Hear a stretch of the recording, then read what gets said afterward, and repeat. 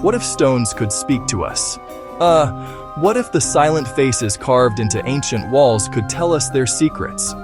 There is a place on earth where this question feels very real. It is a place of profound wonder and deep mystery. This place is called Angkor Wat. Its stone walls are covered in carvings. They are filled with intricate scenes and figures. For centuries, people have stood before these walls. They have gazed at the artistry.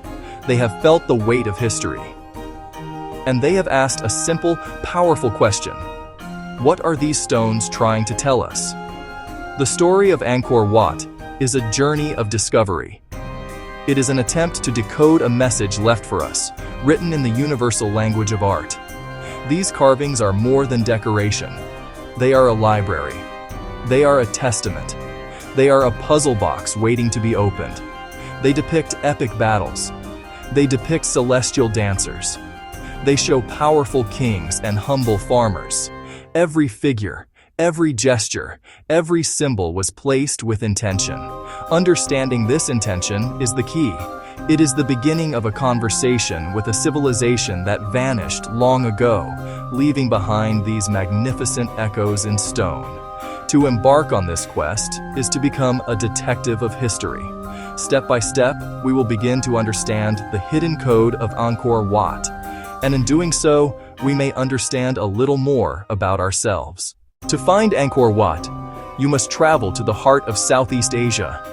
It rises from the plains of modern-day Cambodia. For centuries, it was nearly swallowed by the jungle. Great trees grew over its walls. Tangled vines crept through its courtyards. This immense stone structure was the center of the mighty Khmer Empire. It was built nearly 900 years ago, a testament to the vision of a powerful king. His name was Suryavarman II. He dedicated this temple to the Hindu god Vishnu, the preserver, the protector of the world. The scale of its construction is difficult to comprehend. Imagine an army of workers, tens of thousands of people. They quarried, they moved, they lifted millions of sandstone blocks. Some of these blocks weighed more than a ton. They used elephants and simple tools. They did not just build a temple, they built a miniature universe. Its central towers represent Mount Meru, the mythical home of the gods. The vast moat that surrounds it represents the cosmic ocean. It was a sacred diagram, a model of heaven on earth. After the fall of the Khmer Empire, the temple was slowly reclaimed by nature. It was never truly forgotten by the local people.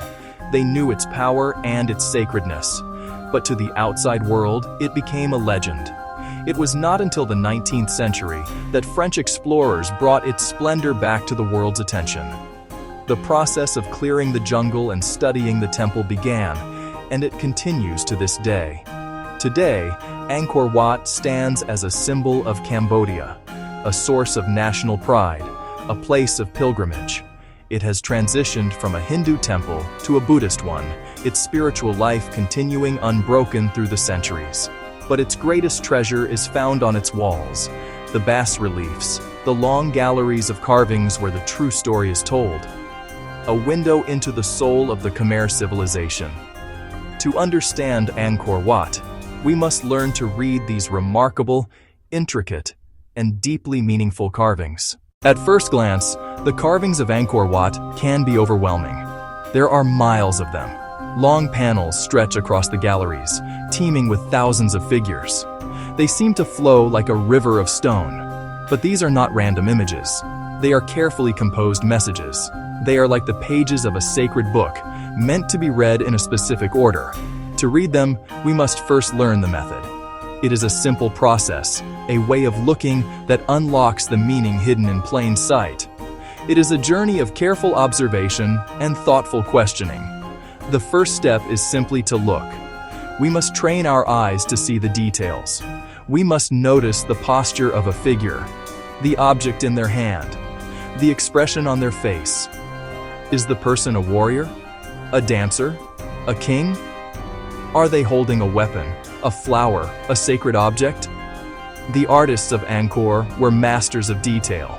They used subtle clues to identify each character and to convey their role in the story. Every crown is different. Every piece of jewelry has meaning. By cataloging these small visual cues, we can begin to build a vocabulary for this ancient language. The next step is to compare. We look for patterns. We see how a certain god is always depicted with the same animal or the same symbol. We notice how kings are always shown in a position of command, often larger than surrounding figures. We compare scenes from one gallery to another. This comparative work helps us understand the rules of their art. It reveals a consistent system of symbols and storytelling conventions. It is like finding the grammar of this stone language. We learn how the artists combined individual elements to create complex sentences and powerful narratives. Finally, we must consider the context. We must ask what mattered to the people of the Khmer Empire religion, the power of their kings, the rhythms of nature, Hindu beliefs, Buddhist beliefs. The divine right of the king provided social order. The cycle of monsoons and harvests governed daily life. By placing the carvings within this cultural context, by reading the ancient texts, by listening to the advice of experts, the beautiful art becomes a profound historical document. A great many of the carvings at Angkor Wat tell the stories of gods and myths. These are the celestial narratives that explain the world to the Khmer people. They come primarily from Hindu epics, great tales like the Ramayana and the Mahabharata. On the walls of the temple, we see these stories brought to life. We see the god Vishnu, to whom the temple was first dedicated, in his many forms. We see him reclining on a cosmic serpent, dreaming the universe into existence. We see him in battle, restoring order to the cosmos. These carvings were not just illustrations of old stories. They were a way to make the divine world present and visible, a constant reminder of the forces that governed life, death, and destiny. One of the most famous panels depicts the churning of the ocean of milk. It is a massive, dynamic scene. On one side, gods pull on a giant serpent. On the other side, demons do the same. They are using the serpent as a rope, churning the cosmic ocean to produce the elixir of immortality. This story is about the eternal struggle between good and evil, a theme central to their worldview. To decode these mythical scenes, we must learn the iconography. We must ask, which god is this? Each deity has specific attributes. Vishnu is often shown with 4 arms: discus, conch shell, mace, lotus. Shiva might be shown with a 3rd eye or a trident. By recognizing these symbols, we can identify the characters and understand the story being told. The carvings also show us how the people viewed their gods: active, emotional, powerful beings. These divine stories also served a political purpose. The king, Suryavarman II, presented himself as a living incarnation of Vishnu on earth. By covering his temple with images of Vishnu's power and righteousness, he was reinforcing his own authority. The myths on the walls were not just about the heavens, they were a statement about the king's own divine right to rule. The stories of the gods and the story of the king became one. The sacred power of the heavens was being channeled to sanctify the power of the throne. Beyond the world of gods, another type of carving dominates the walls of Angkor Wat. These are the chronicles of kings and their earthly power. The temple was not only a house of worship, it was a political statement. The carvings were a form of public relations, designed to celebrate the monarch and legitimize his rule. They show the king in all his glory. We see him holding court, seated on a magnificent throne, surrounded by his advisors, generals, queens. His importance is emphasized by his size. He is often depicted as larger than those who serve him. These scenes are a historical record written in stone. One of the most impressive panels is found in the South Gallery. It shows King Suryavarman II himself, leading his army. He is mounted on an elephant, his royal parasols held high above him. His generals are identified by inscriptions. His soldiers march in disciplined ranks, a vast and formidable force. This is not a mythical battle. This is a depiction of the real military might of the Khmer Empire. It was a message to any who would challenge the king's authority. It says, in clear visual terms, "This is our power. This is our order." Decoding these royal scenes requires a different kind of analysis. Here, we are looking for evidence of real-world practices. We study the clothing to understand courtly fashion and rank. We examine the weapons to learn about military technology. We look at the rituals being performed to understand the ceremonies of the state. These carvings provide invaluable information that written texts alone cannot offer. They give us a visual encyclopedia of court life, from the grandest processions to the smallest details of royal etiquette. The stones show us how power was performed and displayed. Ultimately, these carvings are about the desire for immortality. A king's reign is temporary. His life is finite. But by carving his image and his deeds into the walls of a sacred temple, he could achieve a form of permanence, linking his own story to the eternal story of the gods, ensuring his legacy would be remembered for all time. While gods and kings occupy the grandest panels, the walls of Angkor Wat also whisper stories of a different kind. If you look closely, in the margins and lower registers of the great scenes, you will find them. They are the echoes of everyday life. The artists included small, intimate vignettes of the common people. We see fishermen casting their nets into a river teeming with fish. We see women in a market, haggling over goods. We see cooks preparing a feast over open fires. These small moments are a treasure. They bring the world of the Khmer Empire to life in a way that grand battles cannot. These scenes give us a connection to the people who built the temple, who farmed the land, and who sustained the empire. They are not idealized figures. They are shown with realism and humanity. We can see the strain on a man's face as he carries a heavy load. We can see the simple joy of children playing a game. These images remind us that behind the great kings and powerful gods, there was a society of ordinary people. Their lives were filled with work, family, community. The carvings are a rare and precious glimpse into their world. Studying these depictions of daily life helps us understand the foundations of the Khmer civilization. We see the importance of the rice harvest, the foundation of their economy.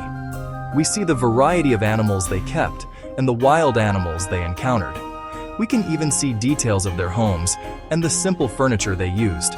It is historical information at its most personal and relatable. These are not grand statements of power or theology.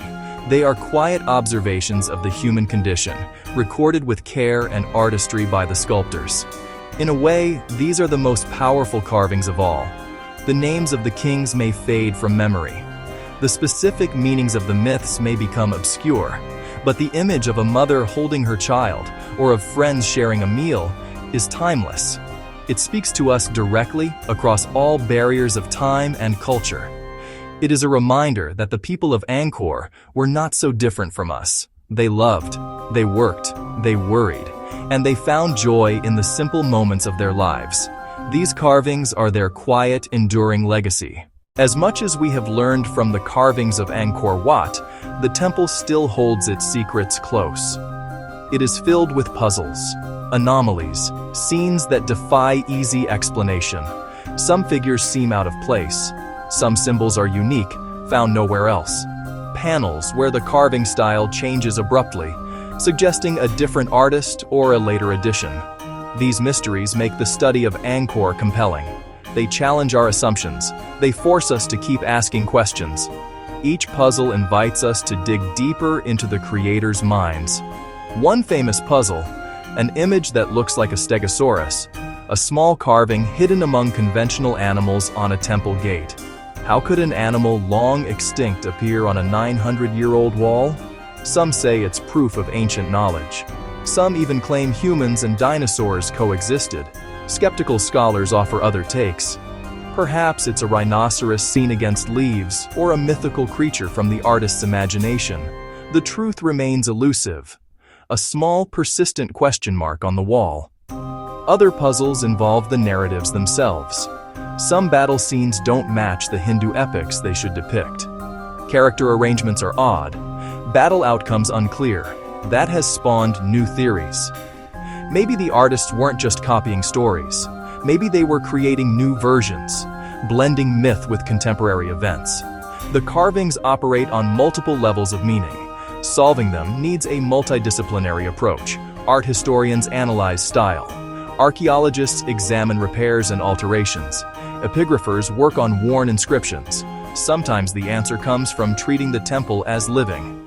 Sunlight hitting a panel at a certain time reveals hidden details. Light and shadow become part of the code. The puzzles of Angkor Wat remind us discovery is slow and patient. The stones will only yield their secrets when we're ready to listen.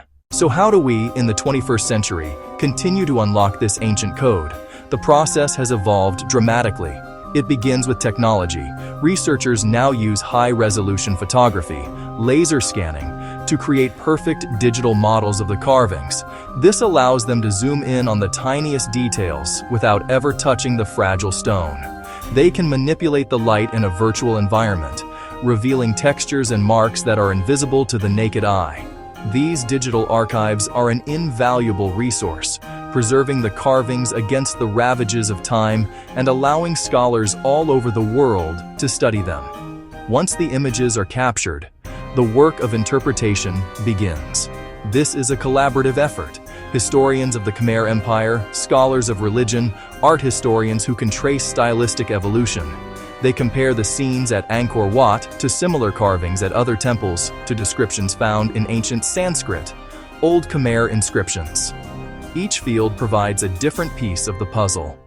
The code is broken not by a single genius, but by a community of dedicated minds. Local knowledge is also a crucial part of the process. The people who live in the villages around Angkor have a deep ancestral connection to the temple. Their oral traditions, their folklore, their understanding of the landscape can offer insights that academic research might miss.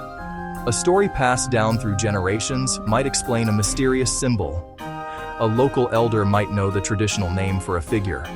This living heritage is vital, and respectful collaboration is essential. This work is delicate and ongoing. The stones are fragile, threatened by weather, tourism, and time. Every new discovery must be balanced with the need for conservation. Each new insight enriches our understanding not just of Angkor Wat, but of the human capacity for expression. The carvings are more than a historical record. They are a profound work of art and a deep spiritual statement. By unlocking their code, we are not just solving a historical puzzle. We are recovering a lost masterpiece of human consciousness. The effort to decode the carvings of Angkor Wat is more than an academic exercise. It changes how we experience this incredible place. It transforms the temple from a silent, magnificent ruin into a vibrant, talking archive. The walls cease to be just walls. They become storytellers. Each panel invites us into a different world. We can stand before the churning of the ocean of milk and feel the cosmic struggle. We can walk alongside the army of King Suryavarman II and sense the power of his empire. The stone comes alive. These carvings teach us about the universal human need to make sense of our world, to explain creation, to justify power, and to give meaning to life. They carved their beliefs into the most permanent material they had, hoping their vision of the world would endure. In their art, we see the interplay of faith, politics, and daily existence. We are reminded that history is not just a sequence of dates and events. It is a story people tell themselves about who they are and what matters to them. By listening to these stone voices, we gain a deeper appreciation for the civilization that created them, their artistic genius, their engineering prowess, and their profound spiritual depth. We also feel a connection to them as people. We see their devotion to their gods, their loyalty to their kings, and their love for their families. The vast distance of 9 centuries seems to collapse. We are no longer just tourists. We are students, listening to a lesson that has been waiting patiently for us to arrive. In the end, decoding the stones of Angkor Wat is about listening to the echoes of humanity, the timeless desire to be seen, to be understood, and to be remembered.